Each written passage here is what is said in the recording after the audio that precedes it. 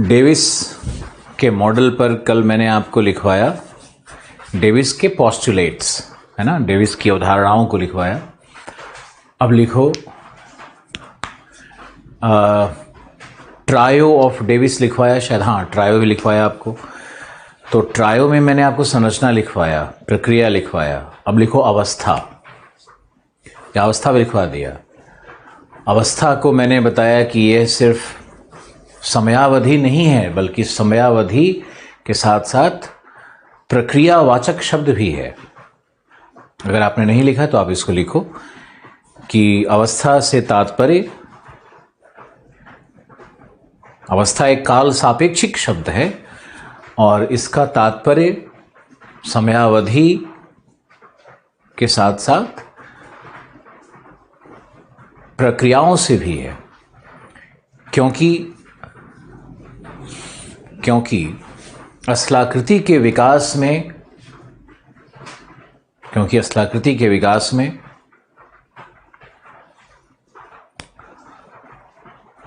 प्रक्रियाओं में परिवर्तन या भूआकृतिक प्रक्रमों के कार्य दर में परिवर्तन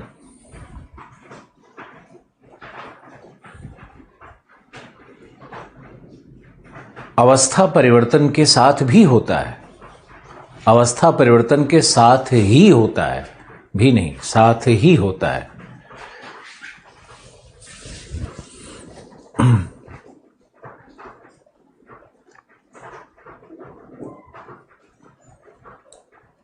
अब लिखो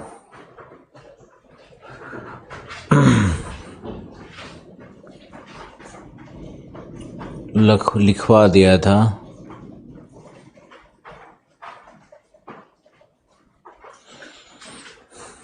तुलसी का पत्ता,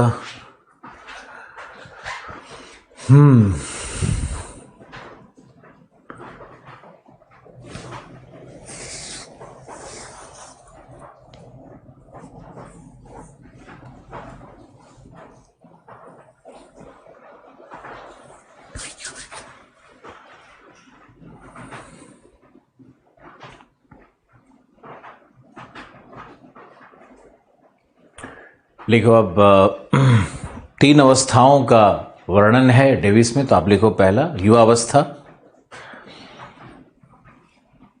युवावस्था क्या है?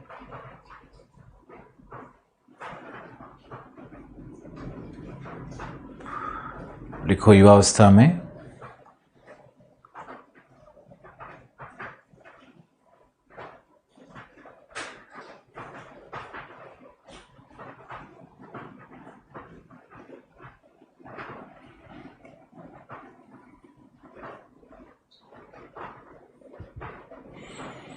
उत्थान, पर्वतीय उत्थान के पश्चात अपर्दन चक्र का प्रारंभ होता है। इस अवस्था में ऊर्जा अधिकतम, यादृच्छिकी न्यूनतम, ऊर्जा अधिकतम, यादृच्छिकी न्यूनतम प्राप्त होता है।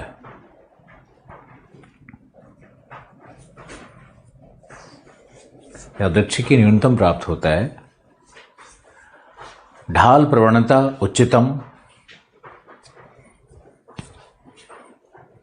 पर्वतीय शीर्ष पर सरिता श्रेणी का विकास,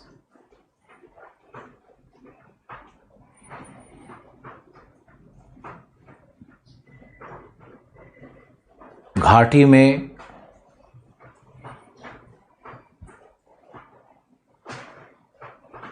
लंबवत अपरदन अथवा घाटी कर्तन की क्रिया सशक्त है।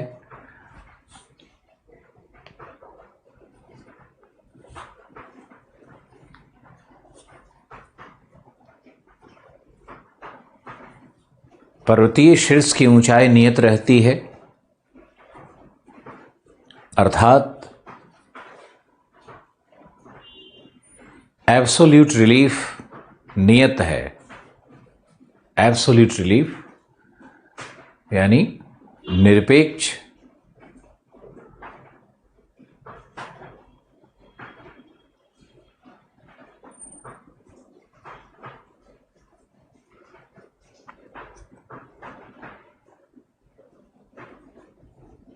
निरपेक्ष उच्चावच नियत है, क्योंकि पर्वतीय शीर्ष का अपर्दन नहीं होता,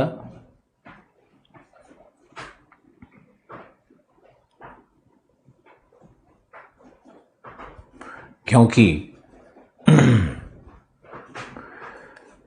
लिथोलॉजिकल रेजिस्टेंस, क्योंकि शैल प्रतिरोधिता,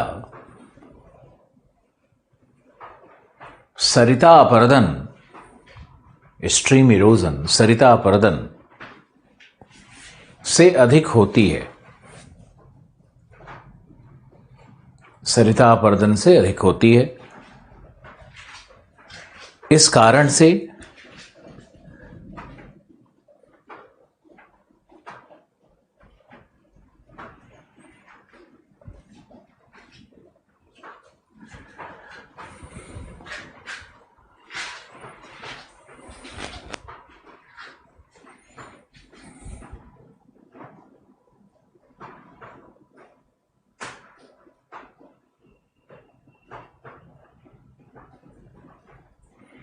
क्या लिखा है इस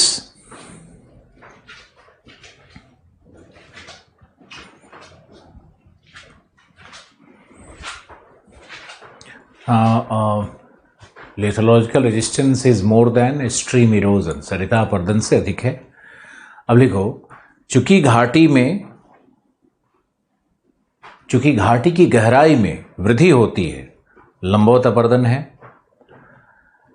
चूंकि घाटी की गहराई में वृद्धि हो रही है, इसलिए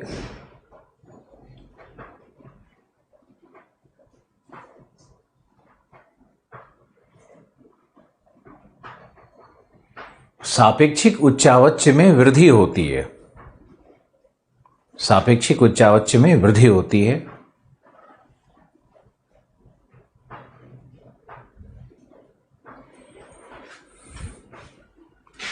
लिखो,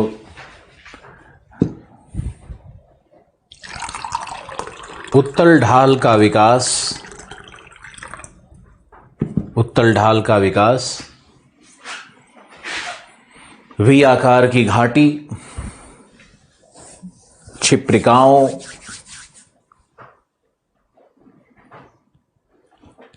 का विकास,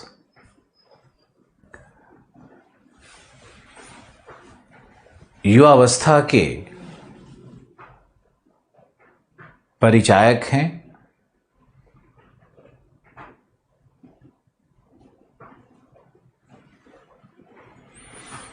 युवावस्था के परिचायक हैं।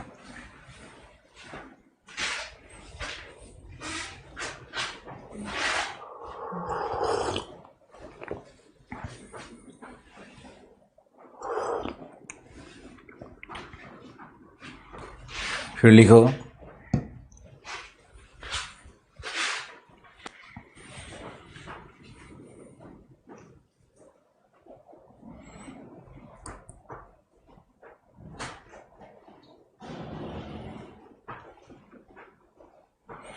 इस अवस्था के अंत में अधिकतम,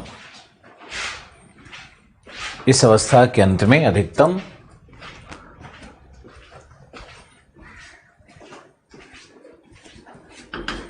सापेक्षिक उच्चावच्य की प्राप्ति हो जाती है।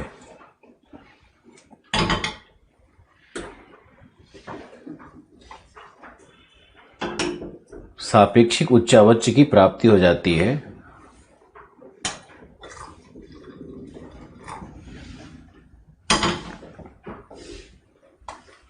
मेरा पूरा चाय ही खत्म हो गया आग पे।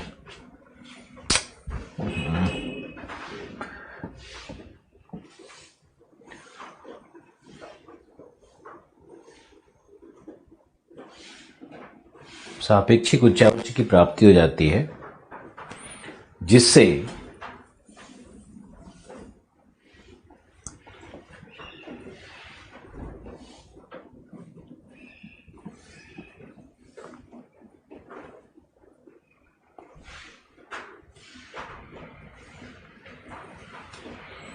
प्रौढ़ावस्था का प्रारंभ माना जाता है।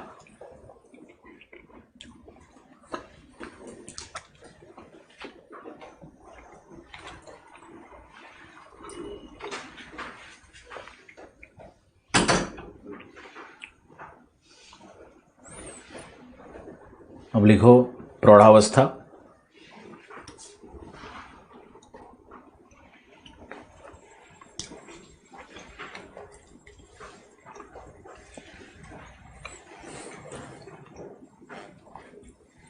पर्वतीय शीर्ष अपरदन का प्रारंभ अर्थात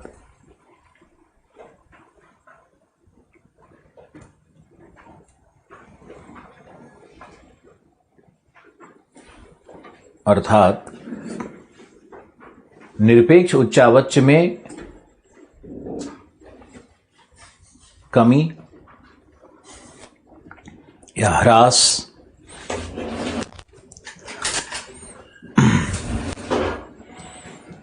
घाटी में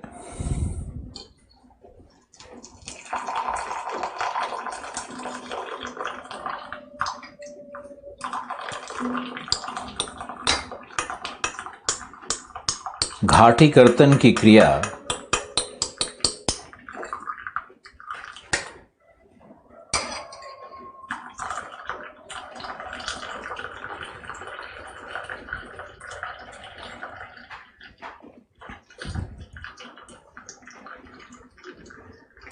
धीरे धीरे खत्म हो जाती है।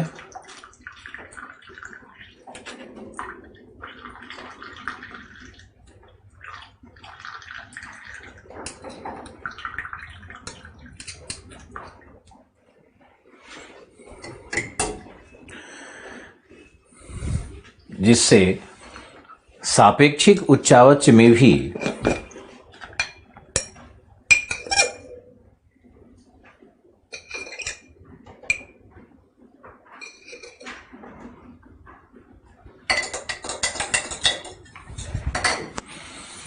नकारात्मक परिवर्तन होता है। सापेक्षिक उच्चावच में भी नकारात्मक परिवर्तन होता है।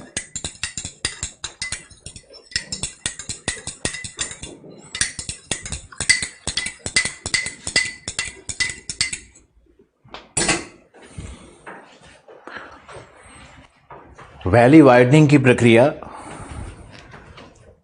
पार्श्व अपरदन लिखो। पार्श्व अपरदन की प्रक्रिया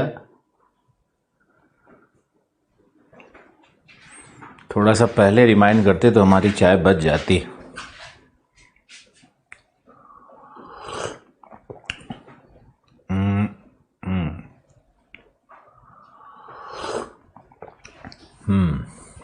मैंने उसी में और दूध डाल दिया जले में, फिर उसको निकाल लिया। एक अलग प्रकार की चाय है ये।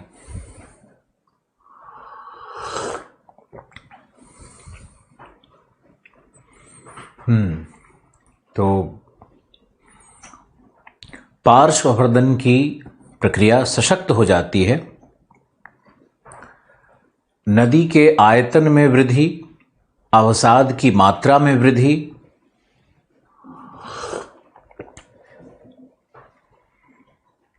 यू आकार की घाटी का निर्माण, यू आकार की घाटी का निर्माण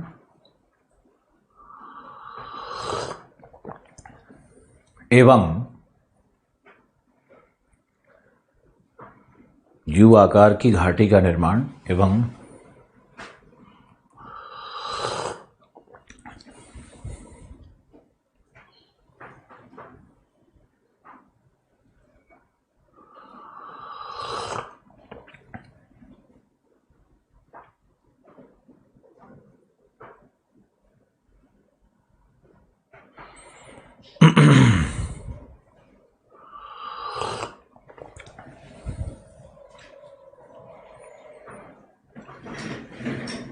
ढाल का स्वरूप तिर्यक, जो पर्वतीय ढाल है उसका स्वरूप तिर्यक हो जाएगा। ढाल का स्वरूप तिर्यक।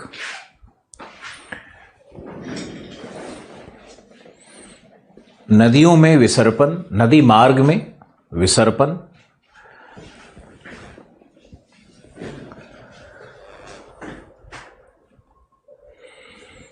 तथा ऊर्जा में निरंतर कमी, ह्रास।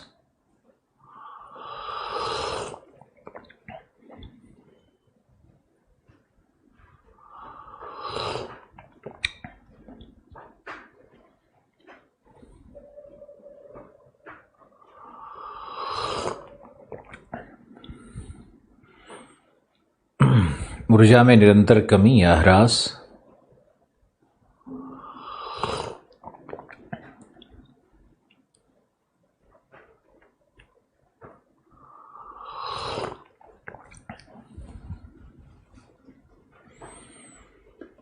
फिर लिखो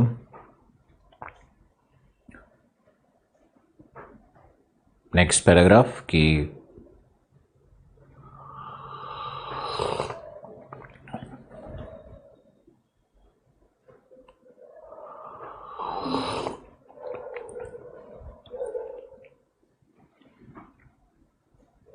डेविस ने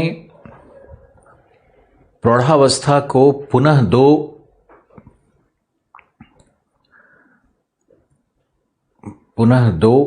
उप विभाजन किया है। डेविस ने प्रौढ़ावस्था का उप विभाजन किया है। ए, पूर्व प्रौढ़ावस्था,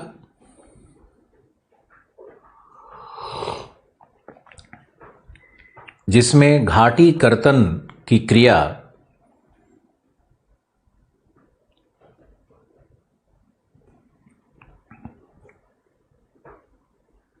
जारी रहती है परंतु घटते क्रम में। जारी रहती है परंतु घटते क्रम में।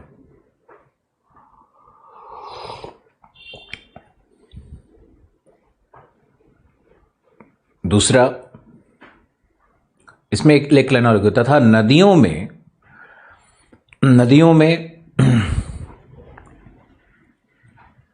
या नदी मार्गों में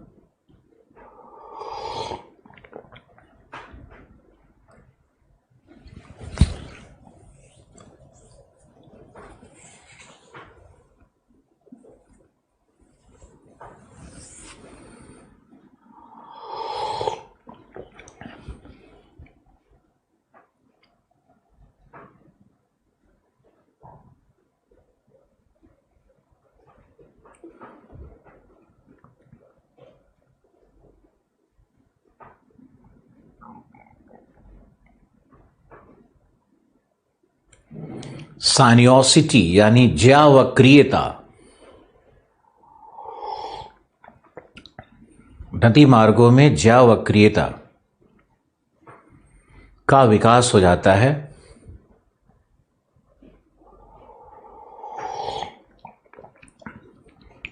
नदी मार्गों में ज्यावक्रियता का विकास हो जाता है, सानियोसिटी का विकास हो जाता है, यानी चैनल ऐसे थोड़ा मुड़ जाएगा, विसर्पण नहीं होगा। अब लिखो, उत्तर प्रौढ़ावस्था में लंबवत अपर्दन शून्य,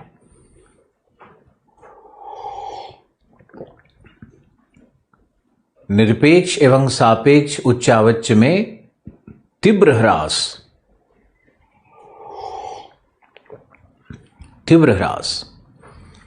नदी जलमार्ग में विसर्पण का प्रारंभ,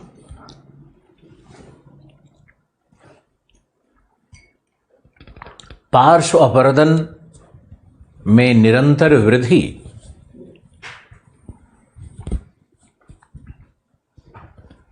तटबंधों का टूटना एवं फ्लड प्लेन्स का निर्माण, तटबंधों का टूटना एवं फ्लड प्लेन्स का निर्माण,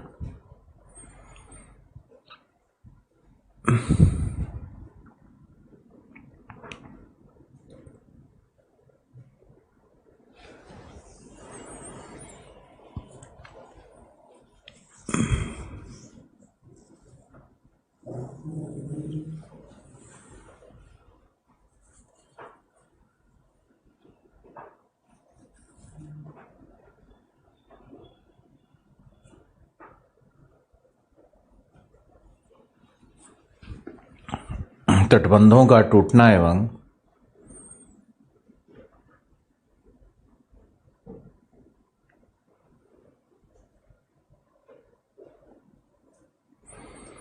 बाढ़ के मैदान का निर्माण। यहां गोखुर झील नहीं बनेगा, लेकिन विसर्पण शुरू हो जाएगा। अब लिखो वृद्धावस्था या जीर्णावस्था,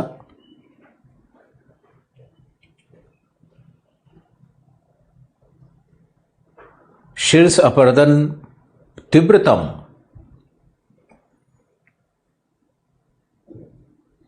घाटी का चौड़ीकरण या पार्श्व अपरदन अधिकतम,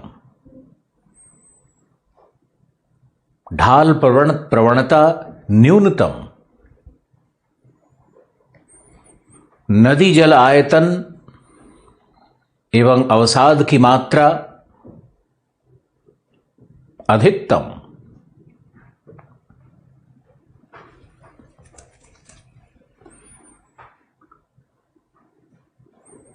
नदियों में विसर्पण, गोखुर झील का निर्माण एवं वितरिकाओं में डिस्ट्रीब्यूटरीज के रूप में, एक बड़ी चैनल जब छोटी छोटी चैनल बन जाती है डेल्टा के ऊपर में, उस तरह का कुछ वितरिकाओं के रूप में विभाजन, नदी के मुख्य मार्ग का वितरिकाओं के रूप में विभाजन।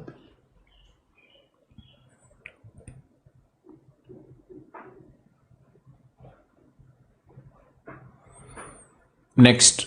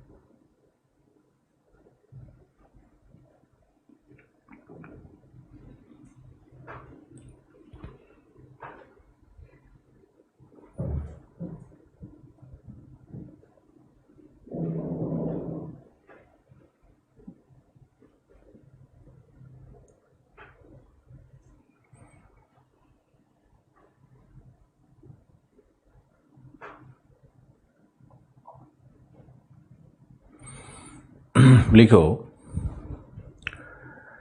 मैक्सिमम इंट्रोपी, सर्वाधिक यादृच्छिकी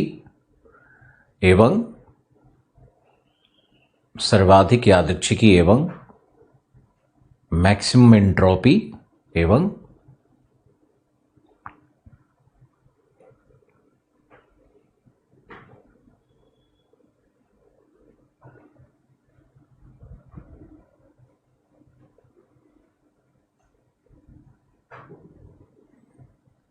न्यूनतम ऊर्जा। मैंने आपको एनर्जी इंट्रोपी इक्वेशंस बताया था। इंट्रोपी क्या होता है? विसंगतियां या यादृच्छिकी। विसंगतियां का मैंने बहुत अच्छा एग्जाम्पल दिया था कि जो विषुवतीय वर्षा वन है वहां पे जब कोई एक, जैसे मरुभूमि है तो मरुभूमि में मान लो कि 5 जीव हैं, तो 5 जीव हैं तो आपस में उनका जो हार्मोनिक बैलेंस है वो उतना जटिल नहीं होता है, सिंपल रहता है, सिंपल फूड चेन बनेगा उसके बीच में।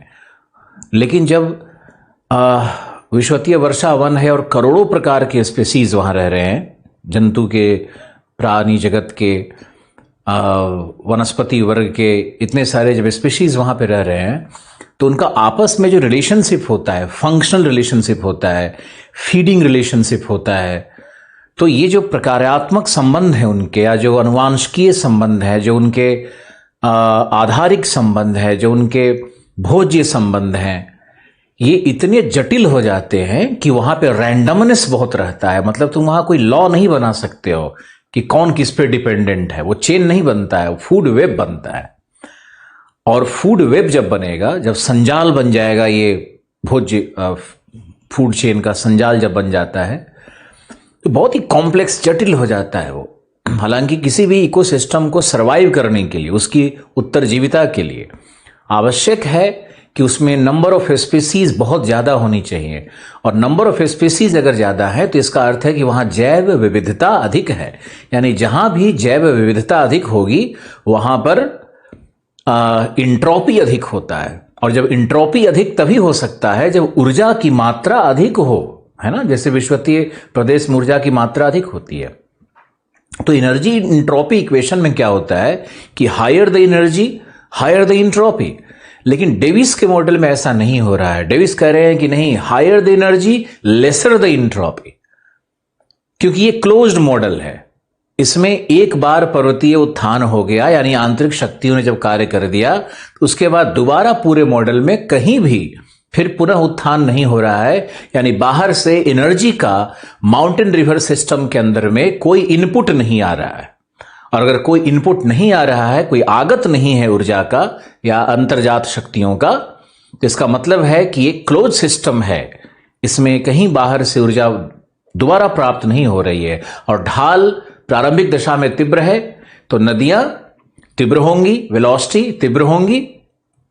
धीरे धीरे ढाल जब निम्न होते जा रहा है तो नदियों की गति में कमी, यानी ऊर्जा में ह्रास, और अंत में ढाल बिल्कुल मंद हो जाता है तो वहां पे ऊर्जा न्यूनतम। लेकिन चूंकि नदी में आयतन निरंतर बढ़ रहा है। आयतन क्यों बढ़ रहा है? क्योंकि प्रारंभ में तो सरिताओं का निर्माण होगा, स्ट्रीम्स का निर्माण होगा जो पर्वतीय शीर्ष पे बन रहे हैं, और बाद में ये सरिताएं सब घाटी में जाकर के क्या बनाती हैं? नदी बनाती हैं। अब इसी तरह से अलग अलग चोटियों पे अलग अलग सरिताओं का समूह है, और अलग अलग सरिताओं के समूह जब एकत्रित होकर के घाटी में नदी का निर्माण करते हैं तो ये सारी नदियां एक मुख्य धारा से जाकर के मिलने लगती हैं। तो ये कहा जाता है कि जो सहायक नदियां हैं उनका निर्माण हो रहा है, और सहायक नदियां मिलकर के मुख्य धारा में मिलकर के मुख्य धारा का एक निर्माण करती हैं, जिसका वॉल्यूम निरंतर बढ़ता चला जाएगा जैसे जैसे सहायक नदियों की संख्या बढ़ती चली जाएगी। तो अंत में क्या होता है कि नदी का आयतन बढ़ने लगता है, पर्वतीय ढाल घटने लगता है अपर्दन के कारण, और घाटी में चौड़ाई बढ़ने लगती है, अवसाद की मात्रा बढ़ने लगती है, तो नदी की गति बिल्कुल मंद होने लगती है, यानी एनर्जी कम है। और इंट्रोपी क्या है? इंट्रोपी यानी विसंगतियां बढ़ती चली जाएगी, क्योंकि ढाल कम होने के कारण, आयतन ज्यादा होने के कारण, अवसाद की मात्रा ज्यादा होने के कारण जो नदी का जल है वह अपने आप को वितरिकाओं में डिवाइड करना शुरू कर देगा। यानी नदी के कई ब्रांच बनने लगेंगे, कई शाखाएं बनेगी, प्रशाखीकरण होने लगता है नदी का। तो नदी की जब शाखाएं बन जाएगी, जैसे डेल्टा में जहां तहां अवसाद को जमा करके नदी जिधर तिधर भी मुड़ते चली जा रही है, तो ये नदी के मार्ग में इंट्रोपी कहते हैं। यही विसंगतियां हैं उसके मार्ग में, क्योंकि ढाल अब नदी के मार्ग का निर्धारक नहीं रहा। ऊर्जा नदी में कम हो गई। अब नदियां निम्न ढाल की ओर जैसे भी, जहां भी उनको मिल रहा है, अपना कटाव करते हुए, खुद अपना ढाल बनाते हुए, खुद सॉफ्ट रॉक के चट्टानों में या डेल्टा के अवसाद को काट करके अपना मार्ग भी परिवर्तन निरंतर करते रहती है। तो इसलिए अब ढाल वो कारक नहीं है। अब अब हाइड्रोलिक फोर्स जो है जल का, वो कारण है, और अपरदन कारण है, जो कि अपना मार्ग नदियां खुद बना रही है। तो उसको कहते हैं कि इंट्रोपी बहुत बढ़ गया है नदी मार्ग में। तो इंट्रोपी का मतलब क्या हुआ, एनर्जी का मतलब क्या हुआ, एनर्जी इंट्रोपी का इक्वेशन क्या हुआ, क्लोज सिस्टम में एनर्जी इंट्रोपी का इक्वेशन क्या होता है, और ओपन सिस्टम में एनर्जी इंट्रोपी का इक्वेशन क्या होता है। ओपन सिस्टम का उदाहरण मैंने किससे दिया, विश्वतीय वर्षावन से। क्लोज सिस्टम का उदाहरण किससे दिया, डेविस के मॉडल से। डेविस का मॉडल एक क्लोज सिस्टम क्यों है, क्लोज्ड मॉर्फोलॉजिकल सिस्टम क्यों कहते हैं, इनकी बुक का ही नाम है मॉर्फोलॉजिकल सिस्टम।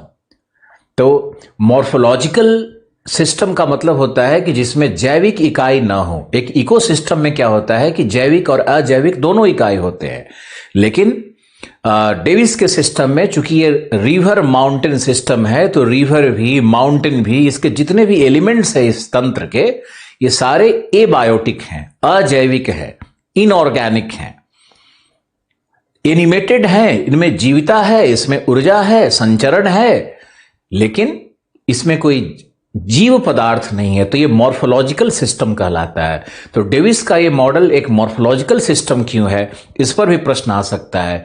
डेविस का सिस्टम एक बंद तंत्र क्यों है, इस पर भी एक प्रश्न आ सकता है। डेविस ने एनर्जी इंट्रोपी इक्वेशंस पर क्या लिखा है, और डेविस का मॉडल जो इकोलॉजिकल सिस्टम, जो इकोलॉजी का प्रिंसिपल है, उसके अगेंस्ट कैसे है, इस पर भी प्रश्न आ सकता है। तो डेविस पे आने वाले प्रश्न, अब आप जो भी भविष्य में सोच रहे हो, वो पीसीएस के एग्जामिनेशन में तो वही आएगा, डेविस और पेंग की तुलना करें। लेकिन आईएएस में जब भी ये प्रश्न आएगा, तो अब एक एनर्जी इंट्रोपी इक्वेशन पे भी प्रश्न आ सकता है डेविस के ऊपर में। देखो, पढ़ना तो वो है जो आज आया नहीं, जो अब तक आया नहीं। वो पढ़ने का बहुत बड़ा फायदा नहीं मिलता है यूपीएससी में, जो चीजें आ चुकी है। क्योंकि यूपीएससी में मैंने कभी नहीं देखा कि प्रश्न को रिपीट किया गया हो। टॉपिक्स रिपीट हो सकते हैं, लेकिन प्रश्न रिपीट नहीं होते हैं। इसलिए आपको मैंने कल भी एनर्जी इक्वेशंस पे एक बहुत सुंदर सा डायग्राम बना करके आपको दिया, और आशा है कि आप इसको त्रिकट पर, डेविस के त्रिकट पर मैंने एक डायग्राम बना करके आपको दिया। तो मुझे आशा है कि आप इन चीजों को जरूर याद रखोगे। और पॉवेल ने बेस लेवल का कॉन्सेप्ट दिया, तो स्ट्रीम ऑर्डर का कॉन्सेप्ट हॉटन और स्ट्रॉलर ने दिया, और स्ट्रीम ऑर्डर का मैंने डायग्राम बना करके आपको दिखाया। फिर प्रोफाइल ऑफ इक्विलिब्रियम का कॉन्सेप्ट गिलबर्ट ने दिया। तो ये सारी चीजों को मैंने इस मॉडल के बहाने कहीं ना कहीं कुछ बताया है, और आने वाले क्लासेस में भी इन पे डिटेल बात करनी है मुझे। तो भविष्य के जो प्रश्न हैं, इस पे आप बहुत ध्यान से काम करना है। और उत्तर प्रदेश और बिहार पीसीएस और झारखंड दे रहे हो, फिर तो कोई बात ही नहीं है। वहां तो हमारा नोट्स जाकर के लिख दो, वहां तो आपको एफर्ट ही नहीं लेना है, वहां तो आपको कुछ करना ही नहीं है। वहां तो सीधे आएगा टेम्परेट साइक्लोन और ट्रॉपिकल साइक्लोन की तुलना करें, और 30-30 कंपैरिजन हम करवा करके क्लास में रखे रहते हैं। वो भी ऐसा कंपैरिजन जो कि मॉडर्न और साइंटिफिक होता है, बैरो क्लिनिक और बैरो ट्रॉफी, इस तरह का कंपैरिजन करवा के रखा हुआ है। तो देखो, ज्योग्राफी का रिजल्ट पीसीएस में तो बहुत बड़ा आता है, इसमें तो कोई डाउट है ही नहीं। आईएएस में हिंदी माध्यम पीछे जा रहा है। अब हम उसके पूरे जीएस के तो गुरु है नहीं, हम तो गुरु हैं सिर्फ एक 500 मार्क्स के ऑप्शनल के। हालांकि हमारा 500 मार्क्स जीएस में भी हमारा रहता है, इतना से तो रहता ही ऑप्शनल वाले का, ऐसे को मिला दो और इधर मिला दो तो रहता है इतना नंबर। तो कोई नहीं, आप 1000 नंबर की तैयारी करते रहो, लेकिन डेविस जीएस में नहीं पूछता है। आगे लिखो, एनर्जी इक्वेशंस पे, एनर्जी इंट्रोपी इक्वेशंस पे आप जरूर तैयारी रखना है इस पर, मतलब आने वाले वर्षों में। अब डेविस के विरोध में, डेविस का ये बहुत क्रिटिकल पॉइंट था कि डेविस ने क्लोज सिस्टम की बात क्यों की, मॉर्फोलॉजिकल सिस्टम में उन्होंने क्लोज सिस्टम की क्यों बात की। क्या जो अपरदन चक्र चलेगा उसके बीच में दोबारा उत्थान नहीं हो सकता है क्या? बिल्कुल हो सकता है। और दोबारा उत्थान का एक सबसे अच्छा उदाहरण क्या है? अरावलीज। हिमालय के उत्थान क्रम में जब अरावली की उत्तरी भाग, जो अरावली का उत्तरी भाग है ना, वो अंबाला कटक है, अंबाला पंजाब हरियाणा। तो ये अंबाला कटक और दिल्ली कटक का यूरेशियन प्लेट के नीचे में सबडक्शन हो गया। उसके कारण पीछे से जो दक्षिणी भाग था इसका, माउंट आबू का उत्थान हो गया, माउंट आबू ऊपर की ओर उठ गया है। तो हुआ ना उत्थान दोबारा। तो ऐसा नहीं होता है कि पर्वतीय उत्थान दोबारा नहीं हो सकता है, और यह कभी संभव है ही नहीं कि डेविस का एक चक्र पूर्ण हो जाए और बीच में आंतरिक शक्तियां कार्य ही न करें। बीच में आंतरिक शक्तियां अवश्य कार्य करेंगी और पुनरुत्थान होता है। यानी कभी भी एक साइकिल कंप्लीट नहीं हो सकता है डेविस का, और उस साइकिल के बीच में व्यवधान होंगे, इंटरप्शंस होंगे, एक्सीडेंट्स होंगे, बीच में आंतरिक शक्तियां पुनः कार्य कर सकती है, और बहुत सारे ऐसे कारण हो सकते हैं कि नदियों में के मार्ग में और परिवर्तन हो जाए, या गहन कटाई फिर से, जो लंबवत कटाई है वो फिर से शुरू हो जाए, क्या बोलते हैं उसको, वर्टिकल इरोजन, या जो वैली इन सीजन का प्रक्रिया है वो पुनर्शुरू हो जाए। जैसे हमने डेविस में सीखा कि युवावस्था में वर्टिकल इरोजन है, लेकिन क्या होता है कि कई बार नदियां अपने प्रौढ़ावस्था, उत्तर प्रौढ़ावस्था में पहुंच गई हैं या वृद्धावस्था में भी पहुंच गई हैं, और उसके बाद फिर से लंबवत कटाव शुरू हो सकता है। उसको कहते हैं नदियों का पुनर्युवन। तो डेविस के मॉडल में कहीं भी ये नहीं मिलता है कि नदियों का पुनर्युवन हो गया तब क्या होगा, या इस मॉडल के कंप्लीट होने के पहले ही अगर पुनरुत्थान हो गया तब क्या होगा, ऐसा मिलता नहीं है। तो डेविस का क्रिटिसिज्म भी बहुत प्राप्त होता है। डेविस के मॉडल को आदर्शवादी मॉडल कहा गया। ये एक बंद तंत्र का मॉडल है जिसमें ऊर्जा हाई एनर्जी से लो एनर्जी की ओर पूरा साइकिल ऑफ इरोजन प्रोग्रेस कर रहा है। तो ये हम लोग इसके क्रिटिसिज्म में इन बातों को करेंगे, और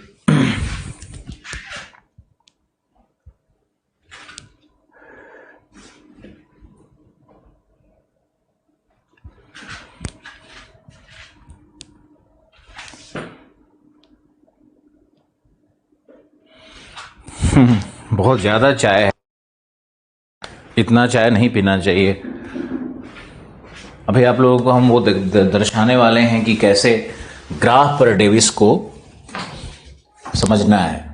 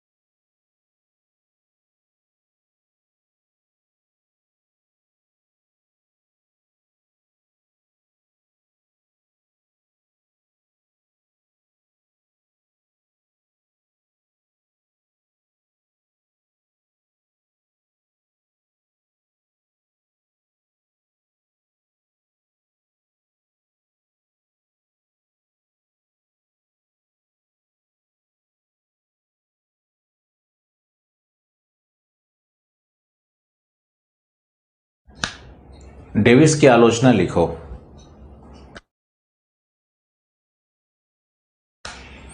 पहला है आदर्शवादी मॉडल है, या आदर्शवादी निगमनात्मक मॉडल है।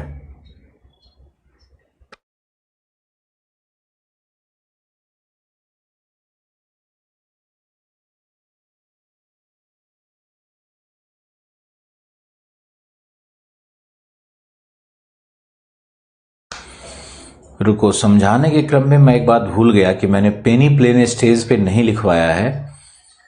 तो आप लोग ऐसा करो कि आलोचना के ऊपर जो आपने जीर्णावस्था लिखा है, जीर्णावस्था के बाद आप लिखना है आपको स्टेज 4 संप्राय मैदान की अवस्था।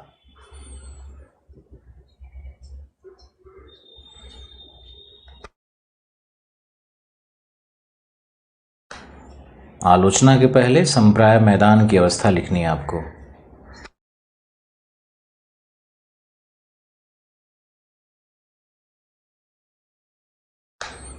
एनर्जी इंट्रॉपी इक्वेशन समझाने के क्रम में हम भूल गए।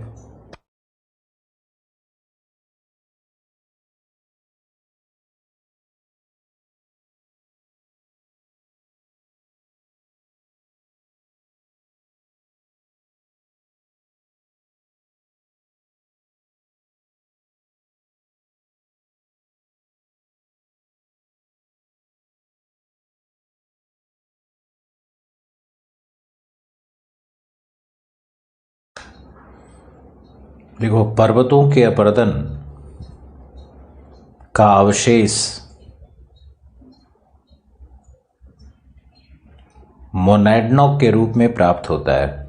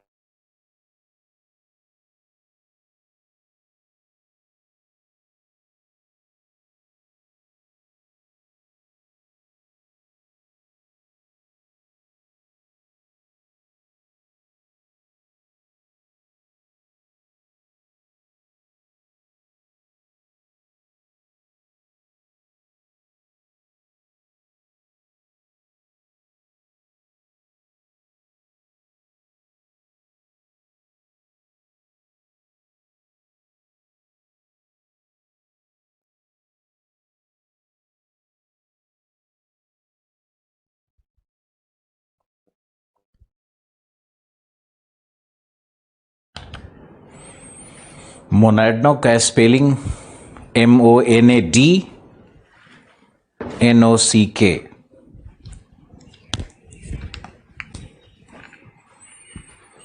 जो एक ग्रेनाइट की गोलीय संरचना होती है,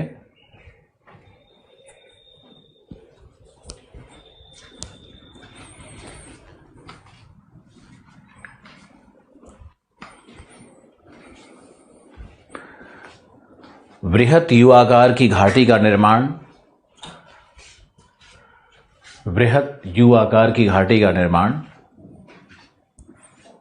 होने के कारण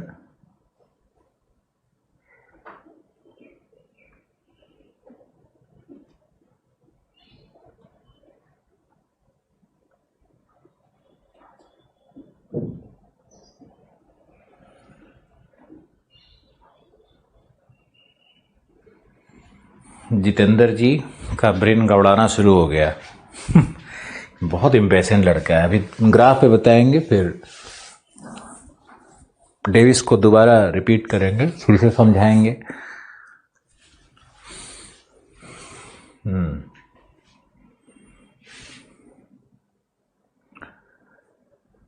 क्या लिखा? बृहत युवागार की घाटी का निर्माण होता है, प्राप्त होता है। इस प्रकार डेविस के अपर्दन चक्र का अंतिम उत्पाद्य, डेविस के अपर्दन चक्र का अंतिम उत्पाद्य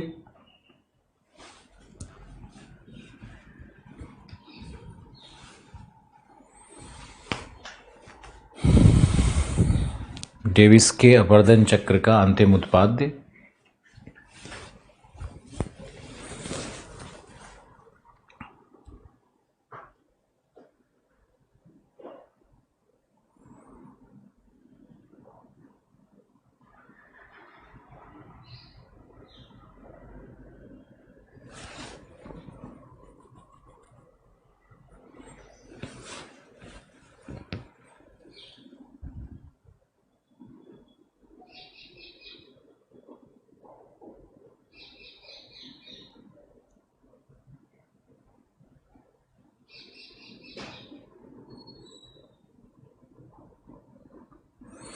संप्राय मैदान होता है, जो निम्न उच्चावच से युक्त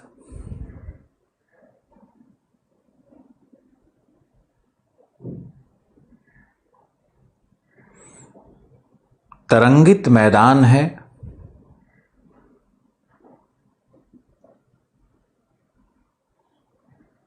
तरंगित मैदान है,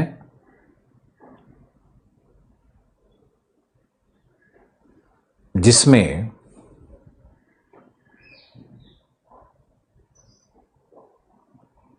अवतलोत्तल परिच्छेदिका का विकास होता है, अवतलोत्तल परिच्छेदिका का विकास होता है, कॉन्वेक्सो कॉन्केव प्रोफाइल बनता है।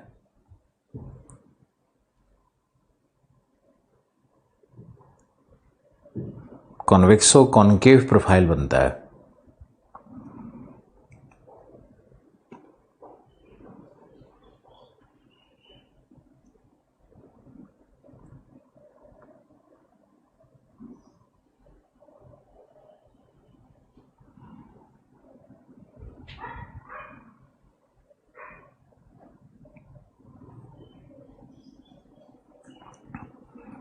कॉन्वेक्सो कॉन्केव प्रोफाइल बनता है।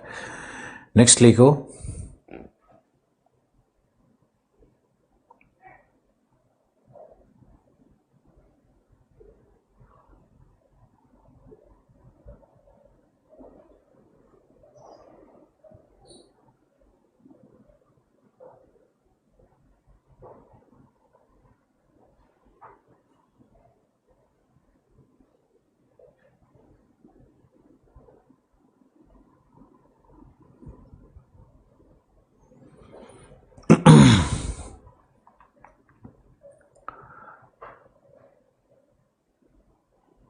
यह एक क्षीण स्थलाकृति का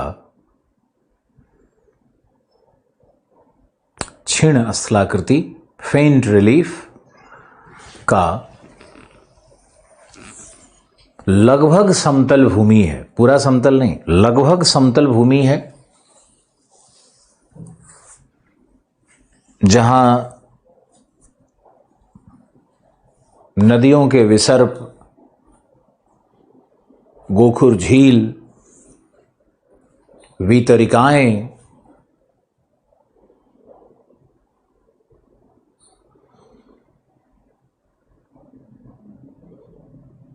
चारों तरफ व्याप्त होती हैं, चारों तरफ व्याप्त होती हैं।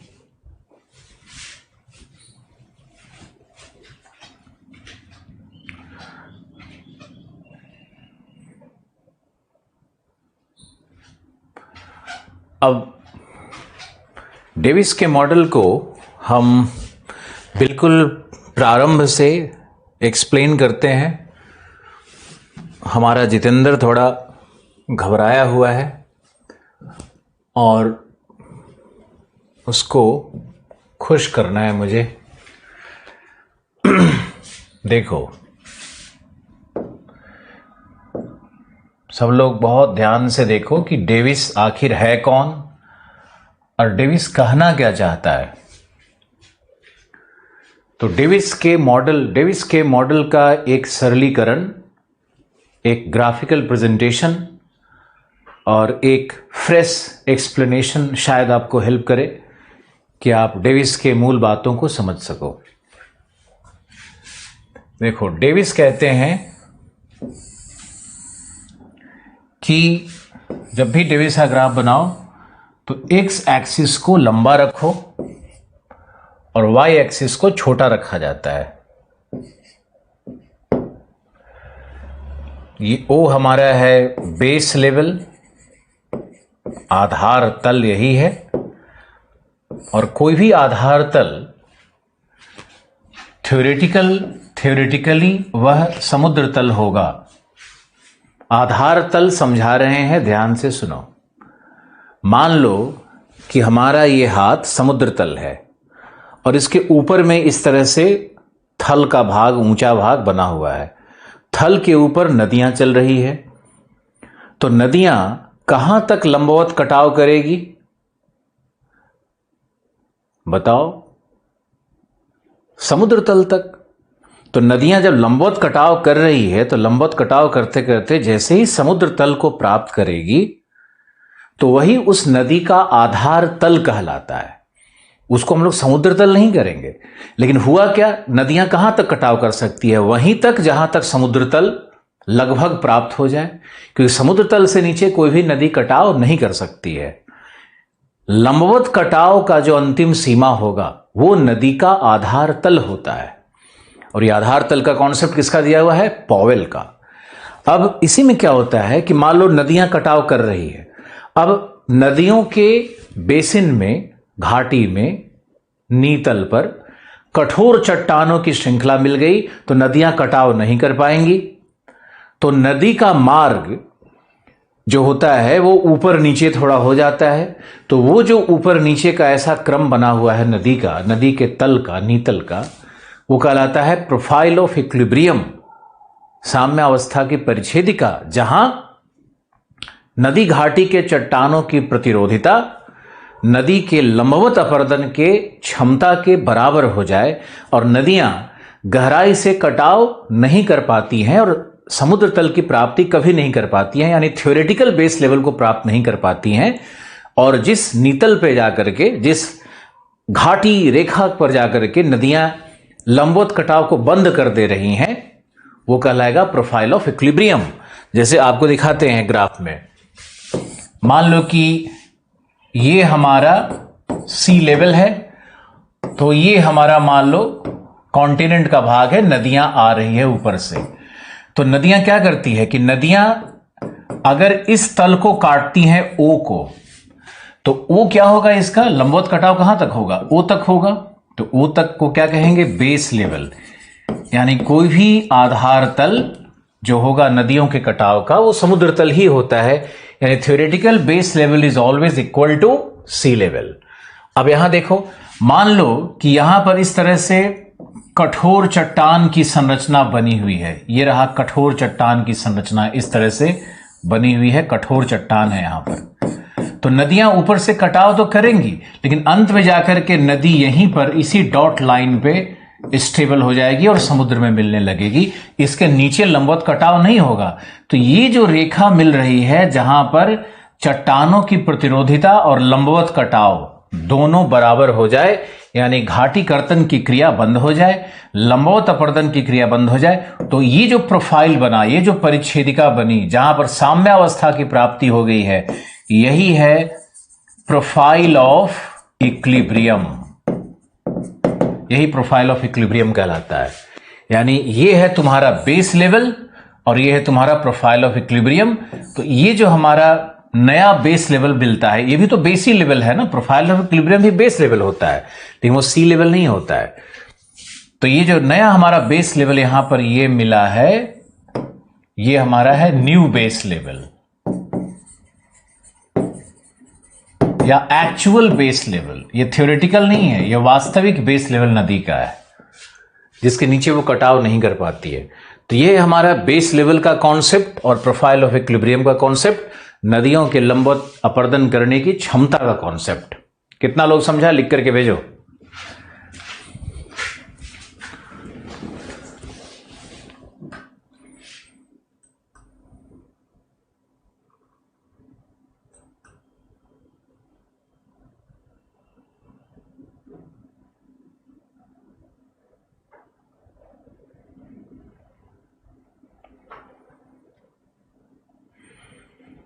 अभिषेक लिख रहा है, सर उस दिन आप सडन मिल गए, बहुत अच्छा लगा हमें, आपका नेचर बहुत सिंपल है सर।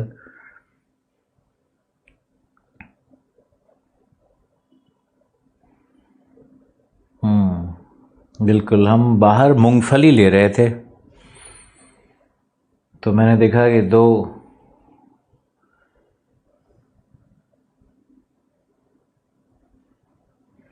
स्टूडेंट मेरे पास आए,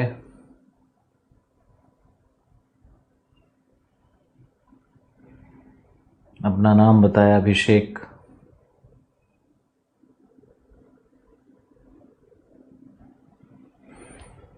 बोला कि हम मुखर्जी नगर में रहते हैं और ऑनलाइन स्टूडेंट हैं।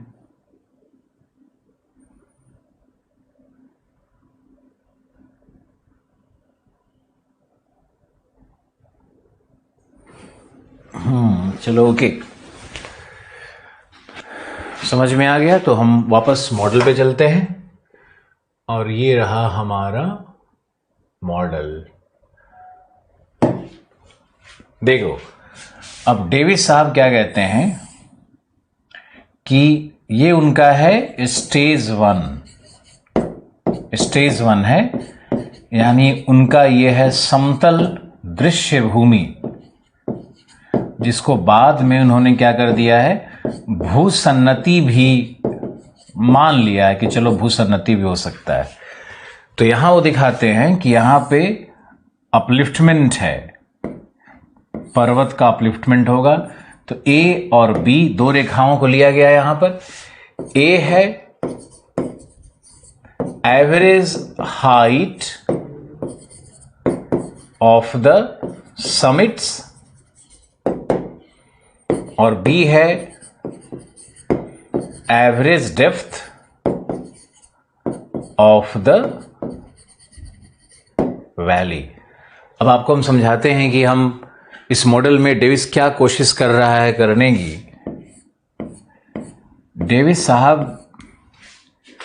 डेविस को समझने के लिए हिमालय का उदाहरण ले लेते हैं।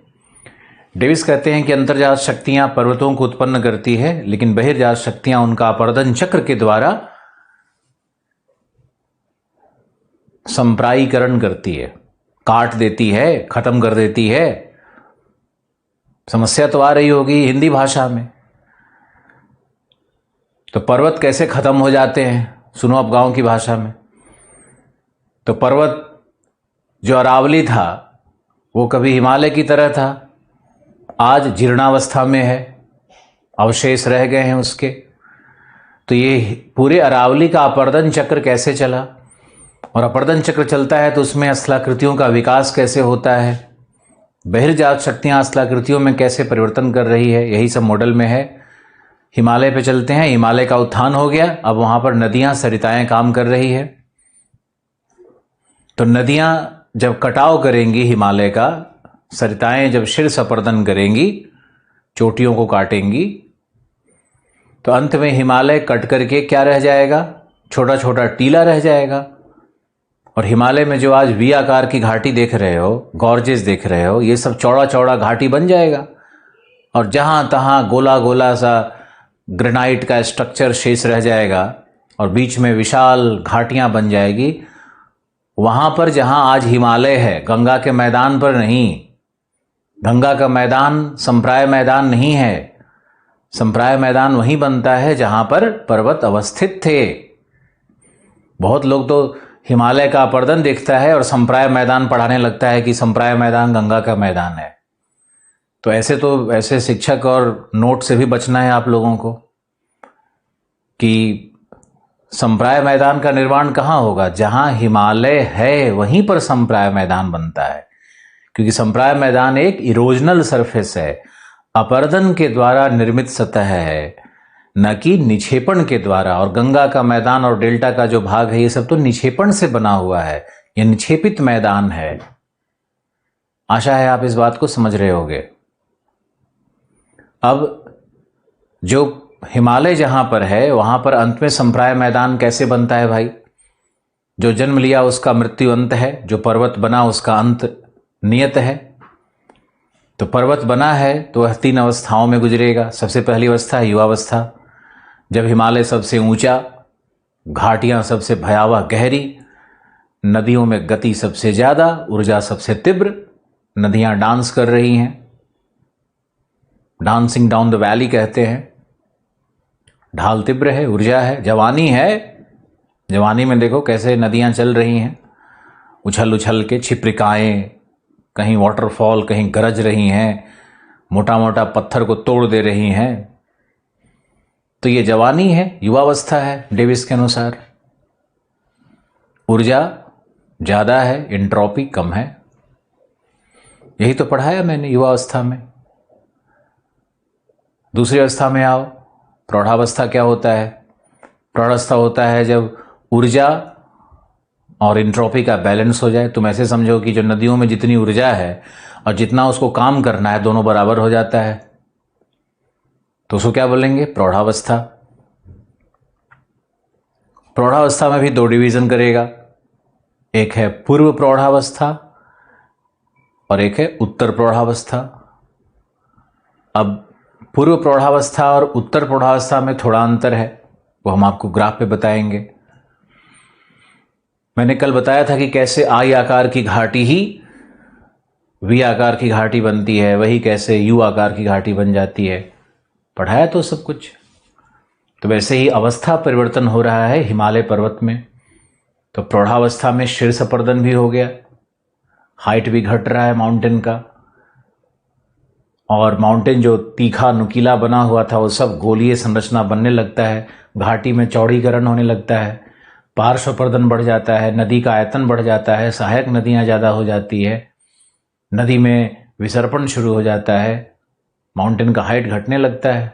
अब प्रौढ़ावस्था का उदाहरण अगर हम लेंगे तो यूराल पर्वत है, यूराल पर्वत अपने प्रौढ़ावस्था में चला गया है।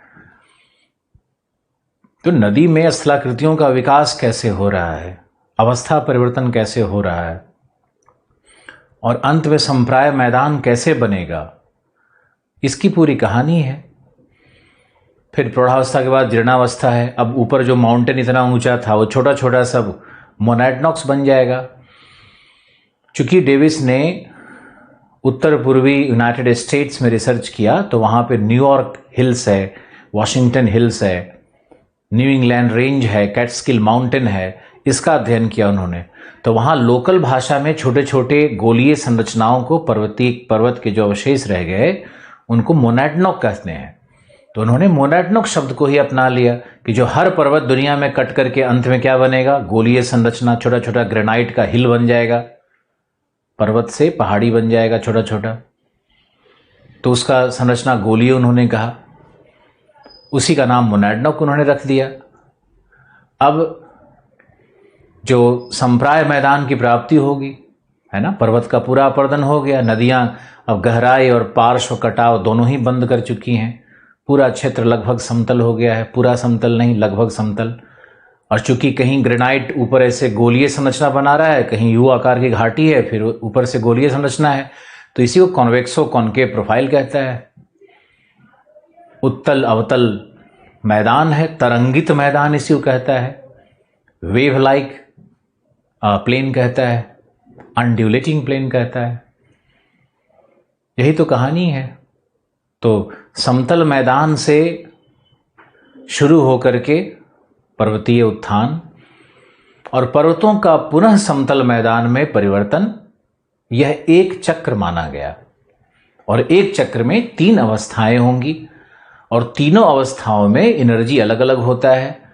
अतः भूआकृतिक प्रक्रमों का कार्य दर भी अलग अलग होता है, अतः स्थलाकृतियों का समूहन भी अलग अलग होता है। हर अवस्था में अलग प्रकार की स्थलाकृतियां हैं इनके अनुसार।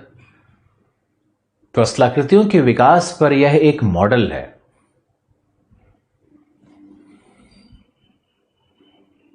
फिर मैंने कहा कि ये जो पूरा एक चक्र है यह आदर्शवादी है, यह कभी पूरा नहीं होगा। ये भी तो हो सकता है कि अपर्दन चक्र चल रहा हो, अपने उत्तर प्रौढ़ावस्था में पहुंचा हो और पर्वत में फिर से उत्थान हो जाए, तो बेस लेवल में परिवर्तन हो जाए, तो समुद्र तल में परिवर्तन हो जाए, तो नदियों के आयतन में वृद्धि हो जाए, तो नदियां अगर पुनः लंबवत अपर्दन करना शुरू कर दें, तो जलवायु परिवर्तन हो जाए, तो डेविस का मॉडल कहीं लागू ही नहीं होगा। और डेविस का मॉडल कहीं लागू होता भी नहीं है, अतः इसको एक आदर्शवादी मॉडल कहते हैं। डेविस की आलोचना हुई इस बात को लेकर के कि आपका मॉडल लागू नहीं होगा। थ्योरेटिकली सही है, प्रैक्टिकली कहीं नहीं दिखता है। कोई भी लैंडफॉर्म मोनोसाइक्लिक नहीं होता है। एकल अपर्दन चक्र से बना हुआ कोई भी स्थलाकृति आज तक नहीं मिला। इसका मतलब है कि जब एक चक्र चलते रहता है, अपर्दन चक्र, तो बीच में उत्थान फिर पर्वत का हो जाता है, किसी कारण से हो। जैसे मैंने अरावली में उत्थान की बात कर दी, माउंट आबू की, तो वहां पे अपर्दन चक्र फिर से प्रारंभ हो जाता है। यानी एक अपर्दन चक्र के खत्म होने के पहले ही उसी पर दूसरे अपर्दन चक्र का अध्यारोपण हो जाएगा। तो उस प्रकार की जो स्थलाकृतियां बनती है उनको बहुचक्रीय स्थलाकृति कहेंगे। और नदियां अगर पुनः लंबवत कटाव शुरू कर दे, लंबवत कटाव तो युवावस्था में बंद हो गया था, लेकिन उत्तर प्रौढ़ावस्था में जाकर के अगर फिर से पुनः लंबवत कटाव करने लगे नदियां, दो कारण से कर सकती हैं, या तो पर्वत का उत्थान फिर से हो जाए या समुद्र तल नीचे गिर जाए तो नदियां लंबवत कटाव फिर करेंगी। तो उसको कहते हैं नदियों का पुनर्युवन, और उससे जो स्थलाकृतियां बनेंगी उसको कहेंगे पुनर्युवित स्थलाकृति। तो बहुचक्रीय स्थलाकृति, पुनर्युवित स्थलाकृति, ये ज्यादा बड़ा सच है। फिर डेविस के मॉडल में सबसे बड़ी आलोचना यह है कि इन्होंने कहा कि भाई नदियों के द्वारा अपर्दन होता है। अरे भाई, क्या हिमनद के द्वारा नहीं होता है? क्या पवन के द्वारा नहीं होता है? क्या भौम जल के द्वारा नहीं होगा? क्या अपक्षय की क्रियाएं नहीं होंगी? तो ये सारी क्रियाओं के द्वारा अपर्दन होता है। आप तो सिर्फ नदी नदी करते रह गए, तो आपके मॉडल में प्रॉब्लम है। डेविस ने समाधान दिया है। डेविस ने खुद ही लिखा, second cycle of erosion, accidents in the cycle, interruptions in the cycle. Davis ने खुद अपने मॉडल में मॉडिफिकेशन करना शुरू कर दिया है जब आलोचना उसके शुरू हो गए। तो हम लोग बात करेंगे second cycle of erosion bye Davis, successive cycle of erosion bye Davis. Successive cycle यानी दूसरा चक्र के बाद तीसरा चक्र, चौथा चक्र, पांचवा चक्र, कई चक्र एक ही चक्र पे अध्यारोपित हो जाते हैं ना। पूरा जो डेविस का साइकिल अगर चलना होगा तो हिमालय में उत्थान नहीं होना चाहिए ना। हिमालय में देखो फिर उत्थान हो गया। हिमालय की उत्पत्ति के बाद अभी पता चला 10 दिन पहले भी अखबार में आया कि हिमालय में फिर उत्थान हुआ है, यानी अंतर्जात शक्तियां अभी कार्यरत हैं, लेकिन अपर्दन चक्र तो चल रहा है। डेविस ने यह मान लिया कि जब अंतर्जात शक्तियां बंद होंगी, उत्थान बंद होगा, तब अपर्दन चक्र शुरू होगा। यह भी गलत है। अपर्दन चक्र की क्रिया तो उत्थान के साथ ही शुरू हो जानी चाहिए ना। इसी बात को लेकर के पेंक ने अपना अलग मॉडल दिया जिसमें उत्थान और अपर्दन चक्र दोनों एक साथ चलेगा। अंतर्जात बहिर्जात शक्तियां अलग कार्य नहीं करेंगी, एक साथ कार्य करेंगी। अब बताओ कितना लोग समझा?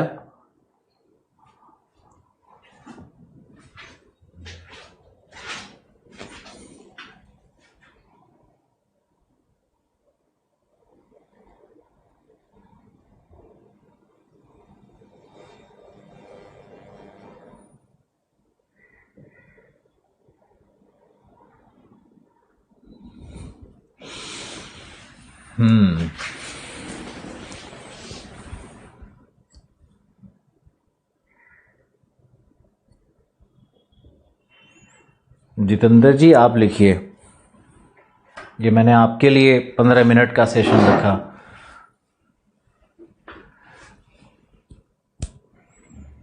कब हमसे मुलाकात होगी?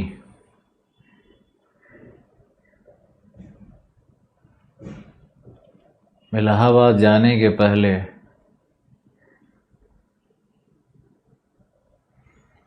सर आपसे मुलाकात कैसे हो सकती है?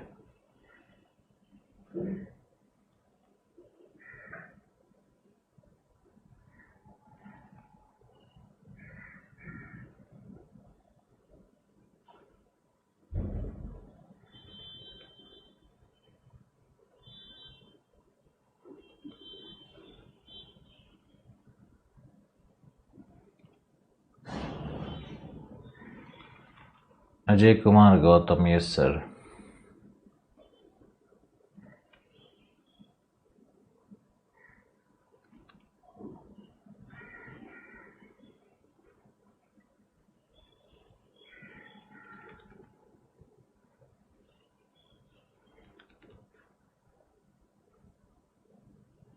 ओके, अब हम ग्राफ पे समझाते हैं इसको एक बार और, क्योंकि ये विषय थोड़ा सा जटिल है, चैलेंजिंग है, तो सफिशिएंट टाइम एक टीचर को भी देना चाहिए और आपको भी ध्यान रखना चाहिए। तो ये देखो यहाँ पर 2 लाइन हमने लिया है। अब इस लाइन को भी समझने की कोशिश करो कि हमारा अपर कर्व ए और लोअर कर्व बी क्या कह रहा है। अगर मान लो हिमालय के अपर्दन चक्र की हम बात करेंगे तो हिमालय के अलग अलग पीक्स की ऊंचाई अलग अलग है। चोटियों की ऊंचाई अलग अलग है, तो हर चोटी का अपर्दन कैसे हो रहा है उसको तो ग्राफ पे नहीं दिखा सकते हो ना। तो सभी चोटियों की औसत ऊंचाई को ले लो, और जो वहां घाटियां हैं जिसमें नदियां बह रही है तो नदियों के भी औसत गहराई को ले लो। तो ग्राफ में 2 लाइन आएगा। ए क्या है हमारा? ए हमारा है अपर कर्व, जो है average height of the summits, चोटियों की औसत ऊंचाई, और बी है हमारा घाटियों की औसत गहराई। अब यहां पे पर्वतीय उत्थान खत्म हो गया, ये है हमारा अपलिफ्टमेंट। अपलिफ्टमेंट खत्म हो गया। अब अपलिफ्टमेंट खत्म होने के बाद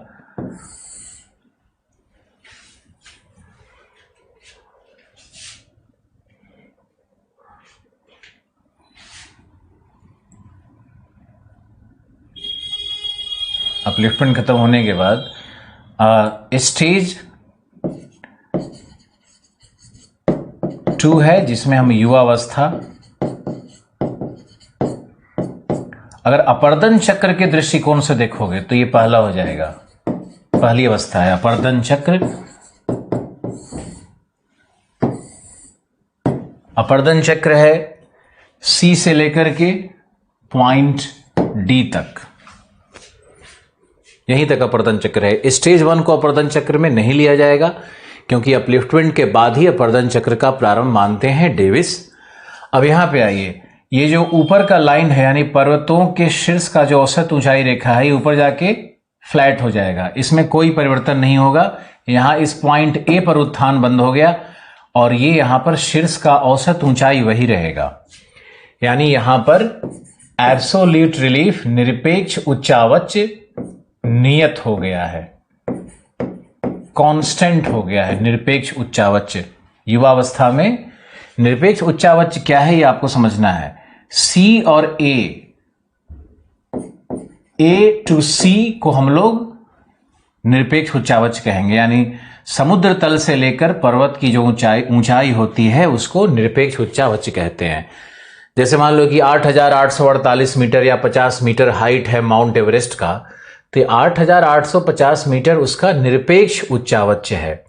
सापेक्ष उच्चावच होगा, हम लोग माउंट एवरेस्ट के पास जो घाटी है उस घाटी से यानी बी से जब ऊंचाई मापेंगे, यानी कि जो ए से बी का डिस्टेंस है, ए से बी का डिस्टेंस है, घाटी से शीर्ष का डिस्टेंस है, इसको हम लोग कहते हैं सापेक्षिक उच्चावच। तो यहां सापेक्षिक उच्चावच में वृद्धि हो रही है। क्यों हो रही है? क्योंकि ये लाइन नीचे आ रहा है, लंबवत कटाव हो रहा है, घाटी कर्तन हो रहा है, तो घाटी की गहराई बढ़ रही है। तो गहराई बढ़ेगी तो हम लोग ये जो एक्सिस है इस पे हाइट है ना, इस पे हाइट दिया हुआ है, नीचे आओगे तो गहराई है, समुद्र तल की तरफ आओगे तो गहराई है, तो घाटी की गहराई बढ़ रही है। अब जिस बिंदु पर आकर के मैक्सिमम आरआर मिलता है, सबसे अधिक सापेक्षिक उच्चावच मिले, यानी हम इसको ई और एफ मान लेते हैं, तो हमारा ई एफ क्या है? हाईएस्ट आरआर है। इसके बाद आरआर भी घटेगा, सबसे अधिक आरआर मतलब सापेक्षिक उच्चावच। अब आओ यहां पर, और यहां पर ये ए और बी प्रौढ़ावस्था है, ये प्रौढ़ावस्था में ये होगा पूर्व प्रौढ़ावस्था, यह है उत्तर प्रौढ़ावस्था। इसमें क्या है कि थोड़ा सा घाटी का गहराई बढ़ेगा, लेकिन यहां आओगे उत्तर में तो घाटी का गहराई अब बंद हो गया, यानी लंबवत कटाव यहां पे थोड़ा सा होगा, लेकिन यहां पे आने के बाद बिल्कुल खत्म हो जाता है। तो जिस बिंदु पर लंबवत कटाव खत्म हो जाए, यानी आई पर लंबवत कटाव खत्म हो गया, वहीं से उत्तर प्रौढ़ावस्था का प्रारंभ माना जाएगा। और जिस बिंदु यानी एफ पर अधिकतम आरआर मिल जाए, सापेक्षिक उच्चा मिल जाए, उसके बाद प्रौढ़ावस्था का प्रारंभ माना जाता है। जिस पॉइंट पर आकर के पर्वतीय उत्थान खत्म हो जाए, बी खत्म हो जाए, वहां से युवावस्था का प्रारंभ माना जाता है। अब यहां देखो, अब ये लाइन ऊपर से शीर्ष अपर्दन शुरू हो गया, तो यहां पे नीचे की ओर गिरेगा, तो यहां पर क्या होगा? ए आर घट रहा है। अब यहां पे आके और ये तेजी से नीचे गिरता है, तो यहां पे ए आर बहुत तेजी से घटता है ना। और आर आर जो है ये तो यहां भी घट रहा है और यहां पे भी आर आर बहुत तेजी से घट रहा है, क्योंकि दोनों लाइन जैसे जैसे नजदीक आने लगेगा। अब वृद्धावस्था में चलते हैं या जीर्णावस्था में चलते हैं। ये हमारा 3 था, तो ये हमारा 4 है। कोई थोड़ा सा स्पेस देना पड़ेगा ना आगे के लिए।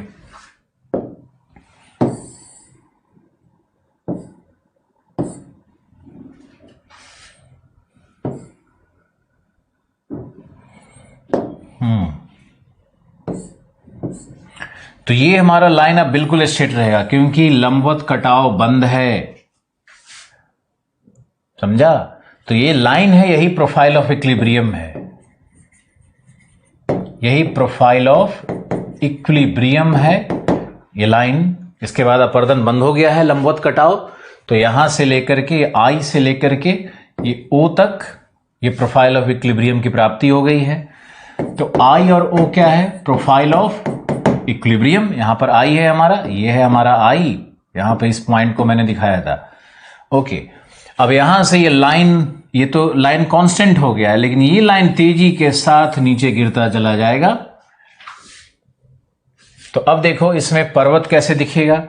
यहां पर पर्वत का पीक बिल्कुल शार्प दिख रहा है, इस तरह से पर्वत शार्प है, यहां तक ये शार्प दिखेगा। और यहां पे घाटी कैसी बन रही है, अगर तुम इसमें घाटी को देखना चाहो, पर्वत की घाटी को अगर इसमें तुम देखना चाहो, तो देखो ये वी आकार की घाटी है या नहीं, जहां पे हमने डॉट्स डाले हैं, वी आकार की घाटी है। लेकिन यहां पर आने के बाद चूंकि पार्श्व अपर्दन शुरू होगा, अब ये इस तरह से घाटी वाइड होने लगती है। और ये देखो ये गोलीय संरचना का ये सब बनना शुरू हो गया है। तो ये हमारा सबसे ऊंचा मैक्सिमम रिलीफ आर आर मिला। ये हमारा धीरे धीरे यू आकार की घाटी, गोलीय संरचना, और यही है हमारा मोनैडनॉक्स। मोनैडनॉक्स जो ये सब बन रहा है, ये मोनैडनॉक्स ही है। यही है हमारा पेनी प्लेन, संप्राय मैदान, संप्राय मैदान। यह है आपका मॉडल, इसी ग्राफ को बनाना है। इसको बनाइए, 2 मिनट का समय, 1 मिनट का समय लीजिए।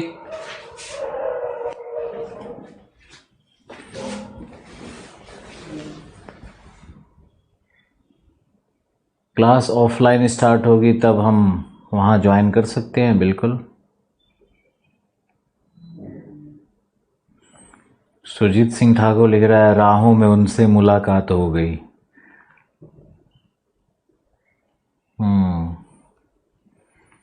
कई बार ऐसा होता है संजोग, जो कि 1-2 बार तो हम शिमला घूमने गए हुए थे, अकेले बैठे हुए थे, एक बहुत अच्छा सॉन्ग गा रहे थे।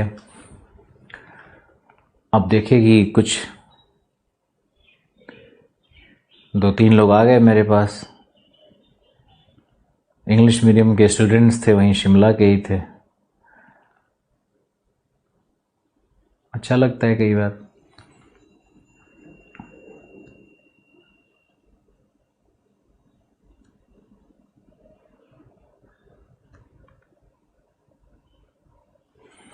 फिर लाइब्रेरी में ले गया, वहाँ पे सबसे मिलवाया, फिर 15 मिनट का भाषण करवा दिया।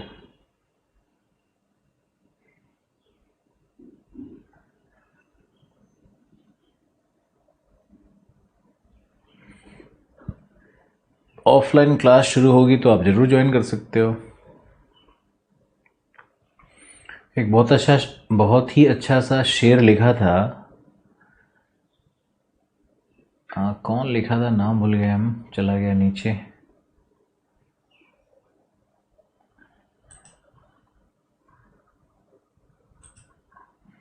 स्क्रीन पे 4 ही लोगों का नाम दिखता है।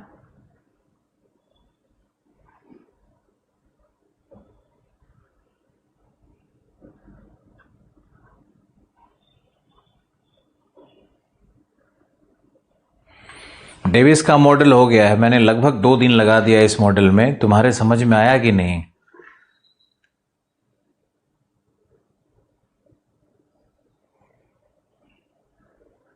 नोट्स लिखना तो एक प्रक्रिया मात्र है।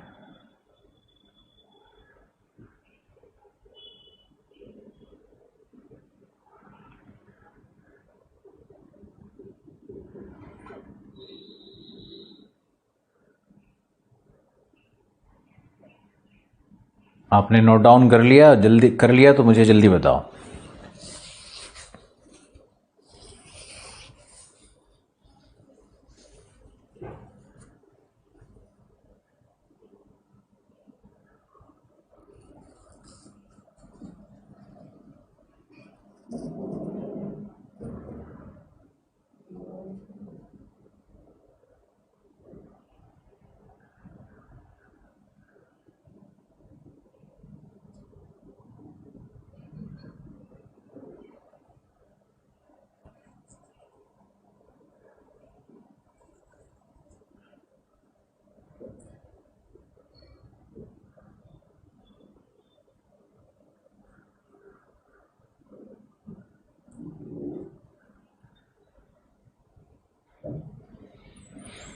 हाँ तुम, अरे क्या हो गया मुझे? I was in certain thoughts.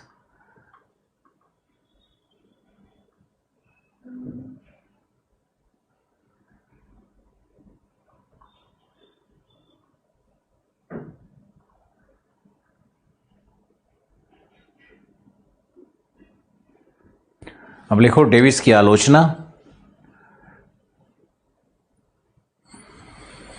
आलोचना में 2 शब्द है, आलू और चना। और आलू और चने की सब्जी अगर अच्छी मिल जाए और साथ में पूड़ियाँ, वो भी आलू चना का वो सब्जी हो जो कि पत्तल पे डालने के बाद एकदम पानी की तरह बह जाए और पूड़ी से उसको समेट करके उठाया जाए और मज़ा लिया जाए विथ जलेबी, दही। ब्रेकफास्ट का इससे डेडली कॉम्बिनेशन किसी 5 स्टार होटल में नहीं मिलता है। और हालांकि ये सारी परंपराएं अब भारत से खत्म हो रही हैं। मालाबार में मालाबार फूड नहीं मिलता है, वहाँ सिर्फ जंक फूड मिल रहा है चारों तरफ, सिर्फ पेस्ट्री और क्या क्या क्या। हम देखते हैं कि हमारी जो बड़ी बहनें हैं या जो हमारी एक्सटेंडेड फैमिली जिसको कहते हैं, जो आजकल लोग सब बड़े बड़े जगह में रहने लगे, गांव से बहुत पहले से बाहर निकल गए, ये सारे लोग अब फेसबुक पे डालते हैं अपना आज का फूड। तो उसमें मुझे दिखता है बर्गर, पिज़्ज़ा, घर का बनाया हुआ, घर में बना रहे हैं लोग बर्गर, पिज़्ज़ा, पता नहीं क्या क्या, इटालियन, सब नकली बना बना करके, चाइनीज़ फूड, और ये आलू चना की सब्जी और पूरी और जलेबी, दही। अब तो ये गया सिटी में नहीं मिलता है यार। पहले कम से कम गया सिटी में, प्राचीन शहर है ना, तो वहाँ पर कम से कम सैकड़ों दुकानें थी सुबह सुबह जलेबी, पूड़ी, दही और आलू चना वाली, काले चना वाली सब्जी की परंपरा थी। वहाँ पे लोग सुबह उठ करके ही ब्रेकफास्ट करते थे। अब तो लोग ब्रेड, बटर, मेरे आँख के सामने बहुत सारी चीज़ें ऐसे ख़त्म हो रही है कि, जबकि पता है हम जो खाने में थ्योरीज़ हैं आजकल, जो साइंस कहता है वो है फैट फर्स्ट, मतलब सबसे पहले उठ करके फैटी चीज़ खाइए। और शुगर अगर खाना है, चीनी खाना है तो सुबह खाइए, ताकि वो डाइजेशन सिस्टम में निकल जाए ग्लूकोज आपका दिन भर में। तो सुबह उठ करके अगर कोई 4 जलेबी और फैट यानी घी, शुद्ध घी का पूड़ी खाता है विथ कार्ब्स, और चना विथ प्रोटीन खाता है, और आलू एब्जॉर्बेबल कार्ब, तो ये ब्रेकफास्ट का एक डेडली कॉम्बिनेशन है, साइंटिफिकली कॉम्बिनेशन है। और लंच में दाल, चावल और ग्रीन वेजिटेबल्स और सैलेड और दही का कॉम्बिनेशन बहुत शानदार कॉम्बिनेशन है। जितना रिसर्च हम कर रहे हैं और जो कुछ देख रहे हैं, भारत के परंपरागत फूड का कोई सानी नहीं है। ये बात देशभक्ति की भावना से नहीं कह रहे हैं। जर्मन के लैब में रिसर्च हुआ है, वहाँ पे दाल चावल और सब्जी को बेस्ट फूड माना गया है। और हम लोग चावल छोड़ करके, अब क्या है ना कि समस्या ये है कि हम लोग अब जलेबी खाने गए सुबह में तो 1.5 kg जलेबी दबा दिए। ये तो गलत हो गया ना। 2 जलेबी काफ़ी होता है, 4 पूड़ी काफ़ी होता है। लेकिन वही आप 18 पूड़ी, 3 कटोरा सब्जी, 2 गिलास लस्सी, अब ये और उसके बाद जाकर के लेट गए कि कुछ काम नहीं कर रहे हैं, तो फिर वो फूड बहुत डेंजरस हो जाता है। रिफाइंड ऑयल से बचो। सौरव गांगुली का जो हाल है ना, शुद्ध घी पे वापस लौटो। सबसे अच्छा कोकोनट ऑयल है, उससे भी अच्छा गाय का घी है, उसके बाद ही भैंस का घी होगा। तो गिर गाय रखो और गिर गाय की सेवा करो और उसका घी खाओ। गिर गाय का घी कनॉट प्लेस में 7,000 रुपये kg मिलता है, आपको पता नहीं है। दुनिया के हर लेबोरेटरी में, हर जगह इंडियन काऊ, जो छोटी छोटी गायें हैं, इनके घी का और इनके दूध का जो एंटी कैंसरस जो एलिमेंट्स इसमें है, आज कैंसर से हर चौथा आदमी मर रहा है भारत में। हम लोगों ने रिफाइन खाना शुरू कर दिया, अंग्रेजों ने ये सब, यूरोप ने ये भारत में प्रचलन कर दिया वनस्पति तेल के नाम पे। बहुत बुरा हुआ है भारत के साथ और हमारे हेल्थ के साथ।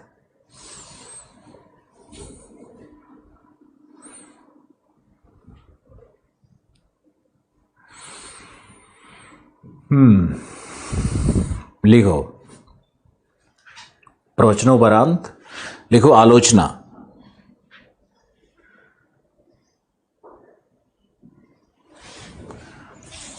आलोचना में पहला लिखो, यह एक आदर्शवादी मॉडल है।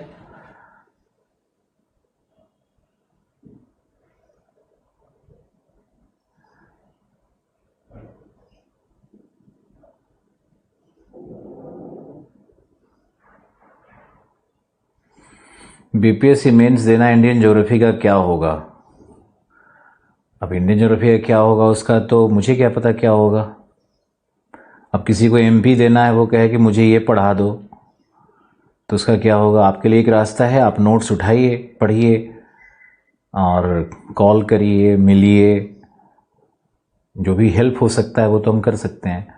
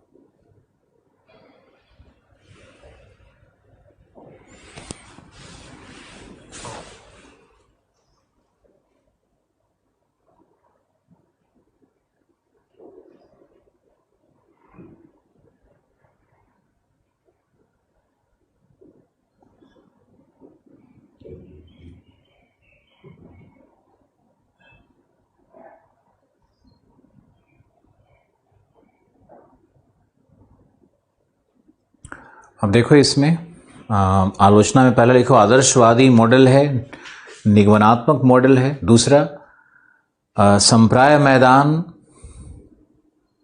की प्राप्ति नहीं होती,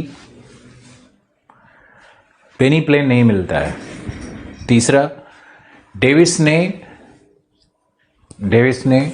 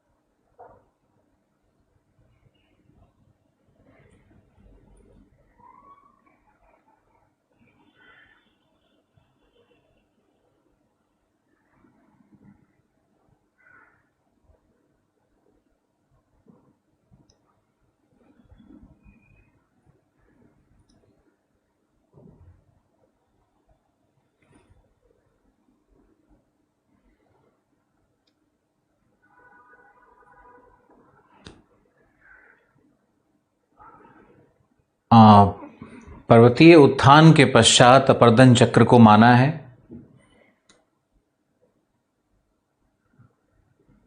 जबकि उत्थान के साथ ही अपर्दन चक्र का प्रारंभ होना चाहिए। नेक्स्ट, पर्वतीय उत्थान को अल्पकालिक एवं त्वरित माना है। अल्पकालिक एवं त्वरित माना है, जबकि पर्वतीय उत्थान दीर्घकालिक एवं मंद होता है। दीर्घकालिक एवं मंद होता है।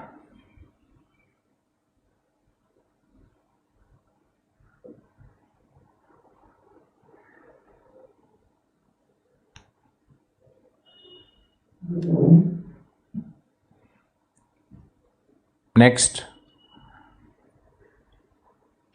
अंतर्जात बहिर्जात शक्तियां एक साथ कार्य करती है, न कि पृथक पृथक।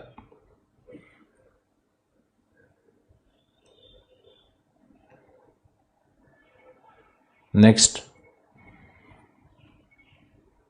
इस मॉडल में डेविस ने संरचना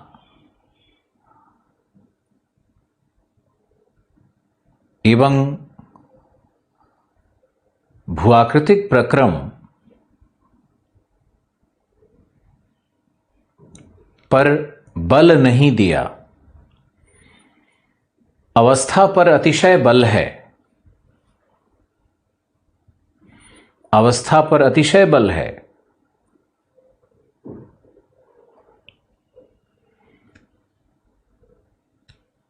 नेक्स्ट, इस मॉडल में निक्षेपात्मक क्रियाओं का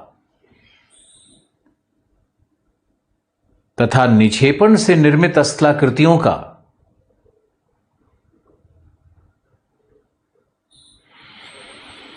वर्णन प्राप्त नहीं होता। का वर्णन प्राप्त नहीं होता।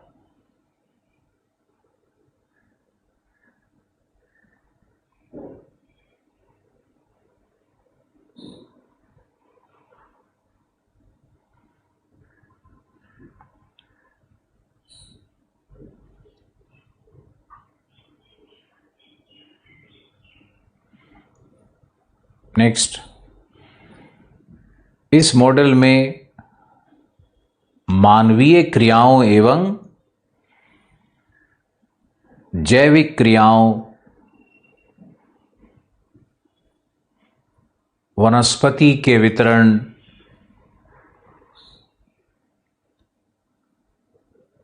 के प्रभाव को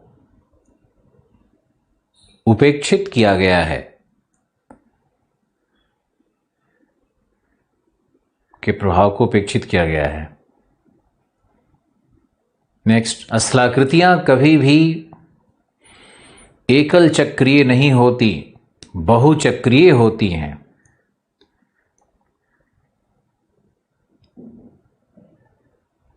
नेक्स्ट, स्थलाकृतियों पर जलवायु परिवर्तन के प्रभाव को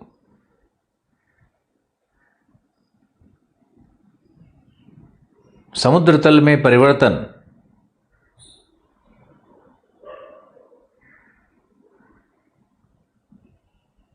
तथा नदियों में पुनर्युवन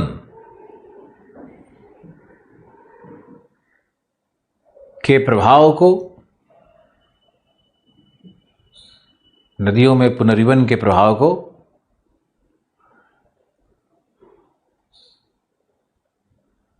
नहीं दर्शाया गया। स्थलाकृतियां बहुजननिक होती हैं। नेक्स्ट, स्थलाकृतियां बहुजननिक होती हैं, पॉलीजेनेटिक होती हैं, अर्थात सिर्फ नदियों के द्वारा अपर्दन से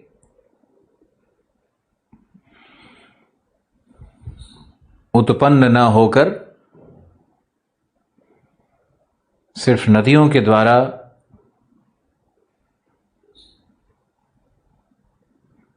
उत्पन्न न होकर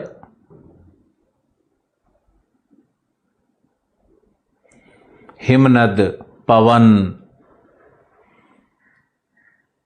जैसे अन्य प्रक्रमों से भी उत्पन्न होती हैं।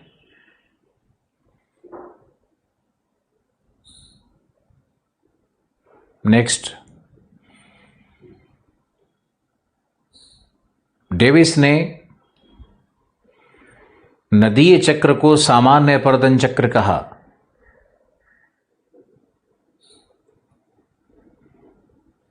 जबकि नदीय चक्र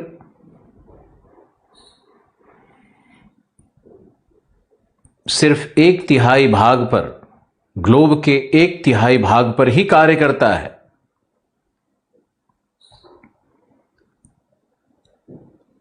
दो तिहाई भाग तो शुष्क अथवा अर्ध शुष्क है।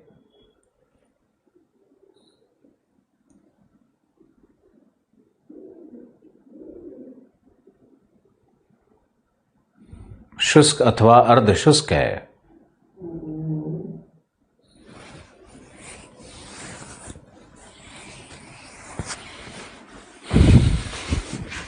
इतनी आलोचना डेविस की काफी है। और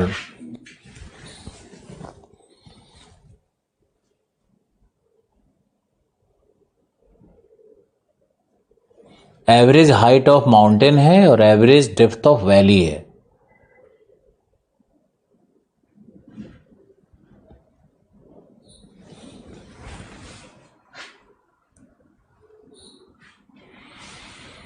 चलो, okay, bye bye, take care.